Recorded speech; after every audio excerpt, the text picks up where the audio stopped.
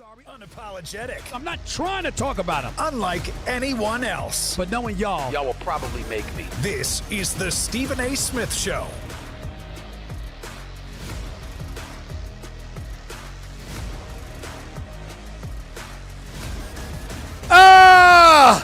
Good afternoon, everybody.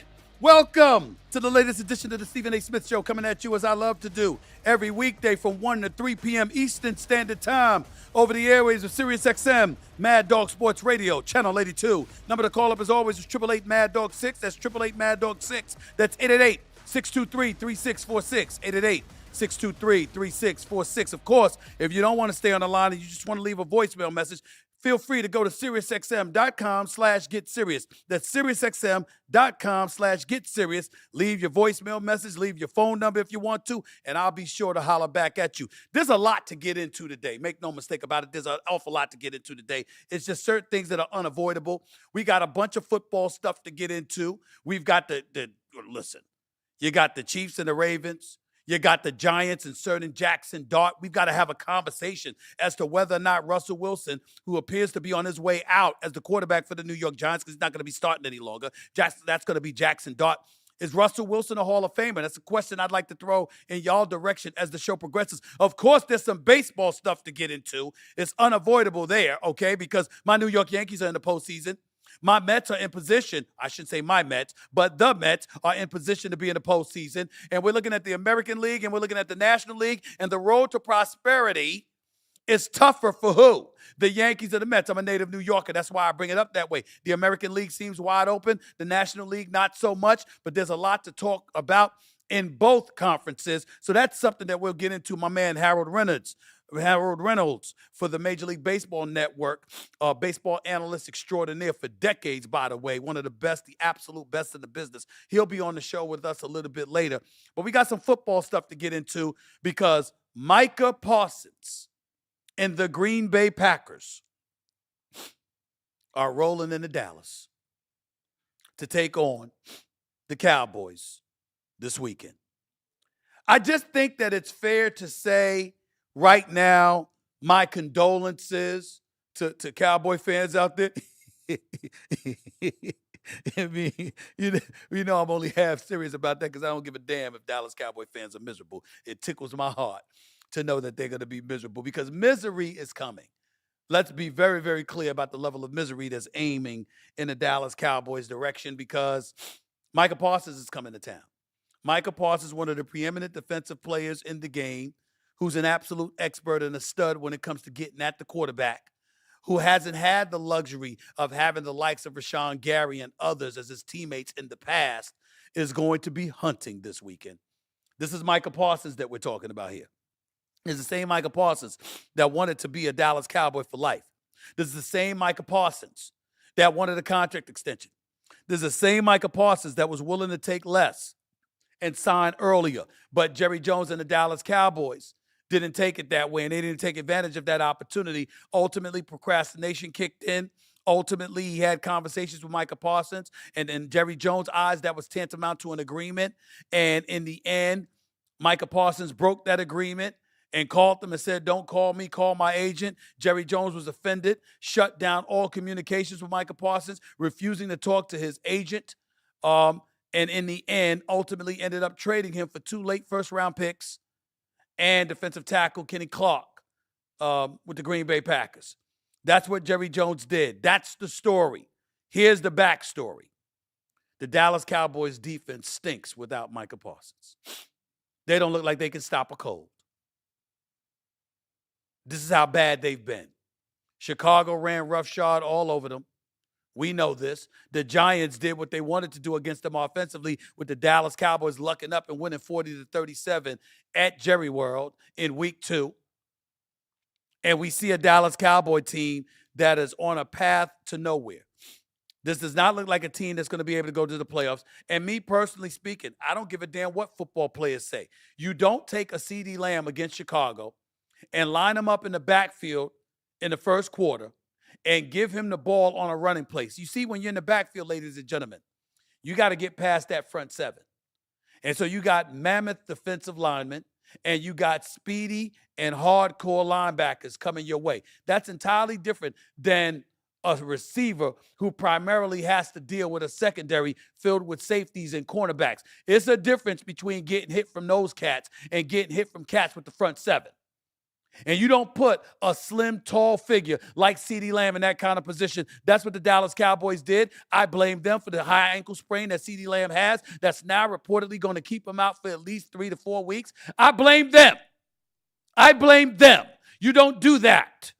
But that is what they did. And as a result, it's compromised them in a very, very severe way because of your Dak Prescott, who Jerry Jones wants to have everything on his shoulders, by the way, because Jerry Jones is paying him $60 million.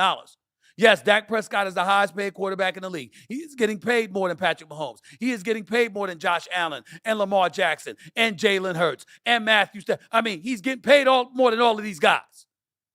He's getting paid more than Joe Burrow. He's getting paid more than all of these guys. That man, that's who Jerry Jones wants everything in his hands.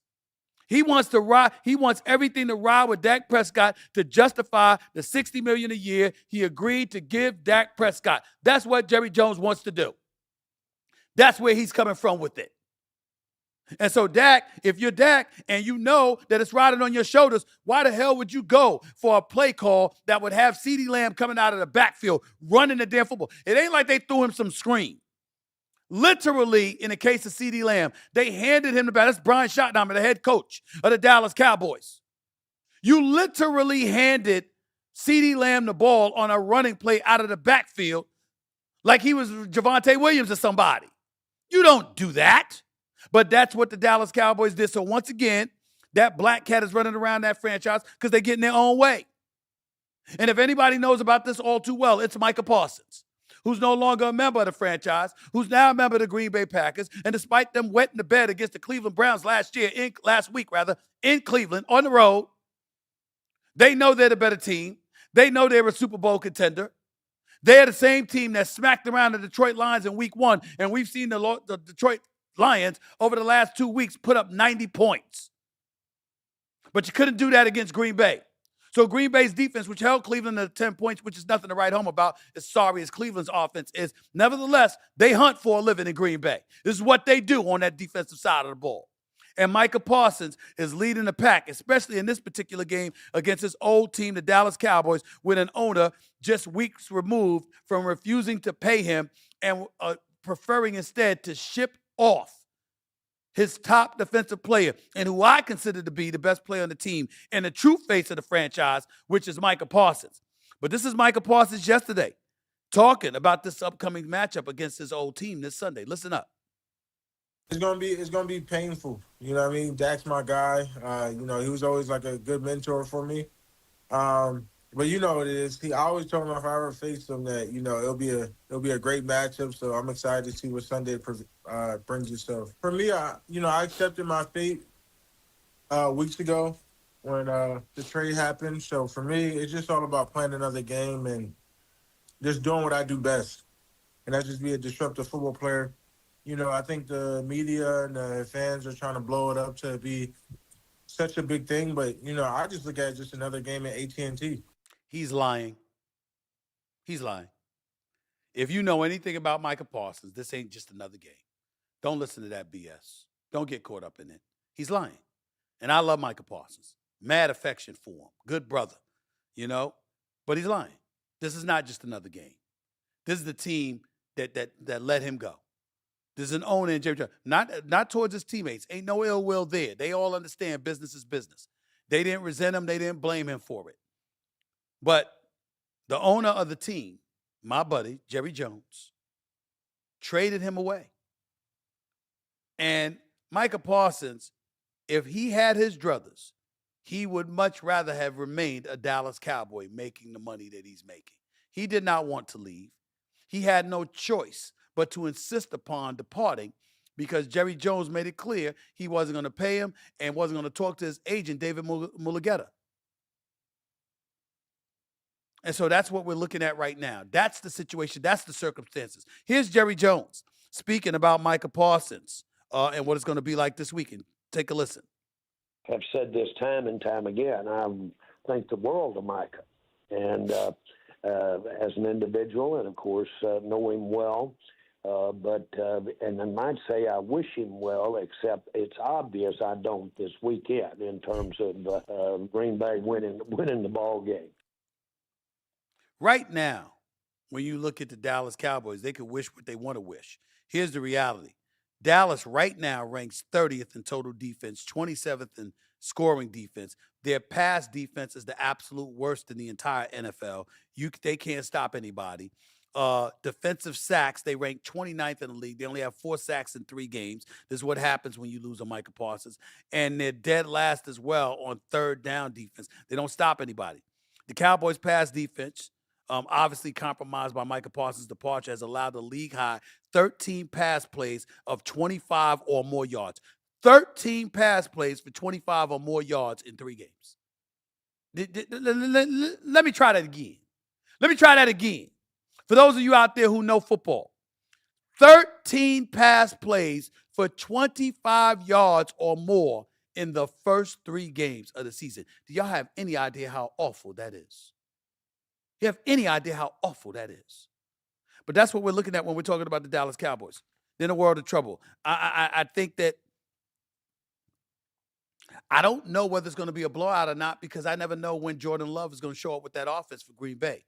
But I know the defense is going to have a field day with Dak Prescott and the Dallas Cowboys, considering the fact that CeeDee Lamb is going to be out. George Pickens has got to step up. You're in the contract year, bro. You came over from the Pittsburgh Steelers, okay? Everybody knows your skill set was elite, but you were a bit temperamental. We saw you taking off your helmet and slamming it to the ground because you let passes come through your hands last week, and it led to an interception in Chicago. But in the end, what it comes down to is that now with CeeDee Lamb out, you're the number 1 option, which means Dak Prescott's going to be looking for you. And if he's going to be looking for you, that means Green Bay's going to be watching you. What you going to do? All of that remains to be seen. 888 Mad Dog 6 is always the number to call up. That's 888-623-3646. We're also going to revisit the whole conversation about Jackson Dart starting for the New York Giants, the rookie out of Ole Miss. I mean, listen, he looked good in the preseason. He's got some skills. We know this. But it's really, really not about him. It's about how bad Russell Wilson looked in 2 of the 3 games this season. Certainly looked good against Dallas and throwing for 450 yards, but didn't look good against the Commanders in the season opener. Certainly didn't look good against Kansas City on Sunday night. The mentality is that Brian Daboll should have inserted Jackson Dart in the game late against Kansas City, gave him some reps. So therefore, when he's going out against the Chargers, you can get, he'd be better prepared. But Brian Daboll didn't do that because for some reason, the Giants always seem indecisive. They never seem sure of themselves. And that's what Brian Daboll is taking heat for right now. So I say all of that to you to say, listen, I like the fact that Jackson Dart's going to be in there. I'm worried about his first game being against the Chargers, who are a Super Bowl contender. If we're being honest, they're a Super Bowl contender right now because when we look at Jim Harbaugh and his ability to coach this team, and coaching Justin Herbert and having him look the way that he's looking. There's a lot of storylines that's breeding from this particular subject with the Chargers. Number 1, Justin Herbert. Is he ready to take that next step? Because we know from a skill set, he can compete with anybody. That's question number 1. Question number 2, if indeed the Chargers are making noise, what does that mean for the likes of the Buffalo Bills or even more importantly, the Baltimore Ravens? Number 3, speaking of the Baltimore Ravens, I'm not worried about Derrick Henry fumbling in all 3 games this season. I think he'll correct the error of his ways. Lamar Jackson already looks like an MVP candidate. He's out there balling. The Baltimore Ravens defense is making a case between themselves and the Dallas Cowboys to be the worst defenses in the National Football League. I guess you could throw the Saints in there with what Seattle just did to them. But I'm just saying it doesn't look great right now. So all of those things come into play. But ultimately, getting back to Russell Wilson, here's the question. Is Russell Wilson a Hall of Famer? Do you know what my answer to that would be, ladies and gentlemen? It all depends on Eli Manning. If Eli Manning is a Hall of Famer, Russell Wilson's a Hall of Famer. Period, case closed, end of discussion. If Eli Manning becomes a Hall of Famer, because he didn't make the first ballot. If he becomes a Hall of Famer, Russell Wilson's a Hall of Famer. That's a subject that we can tackle as the show progresses. But I'm just telling you what I know. Eli Manning's a career 500 quarterback, 117 record. He had 7 winning seasons in 17 years.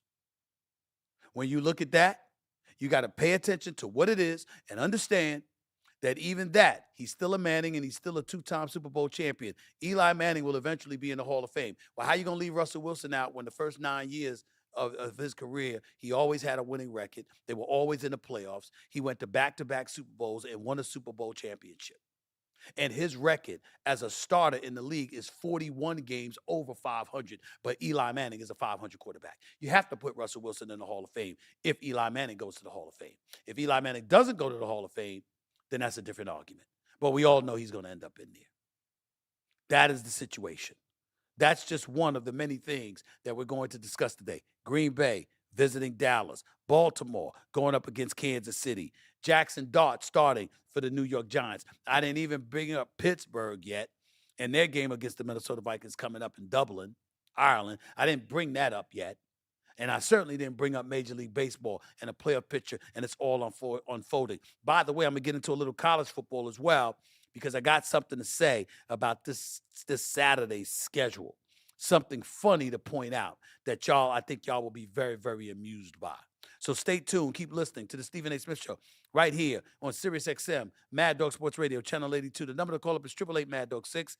It's 888-MAD-DOG-6, 888-623-3646. That's 888-623-3646. Plus, if you want to leave a voicemail message, feel free to go to the SiriusXM app. SiriusXM.com/GetSirius is the way to go. That's SiriusXM.com/Get Serious. By the way, don't miss a special edition of Mad Dog Unleashed today with Christopher Mad Dog Russo as he broadcasts live from Bethpage Black in New York, the site of the 2025 Ryder Cup. Doggy will be joined by surprise guests and have plenty of fun along the way as he gets you ready for golf's biggest competition of the year. Listen today from 3 to 6 p.m. Eastern on Mad Dog Sports Radio, Channel 82, and on the Sirius XM app. It's Stephen A. Your boy's in the house until 3 p.m. Be right back with your calls and more in a minute. Holla.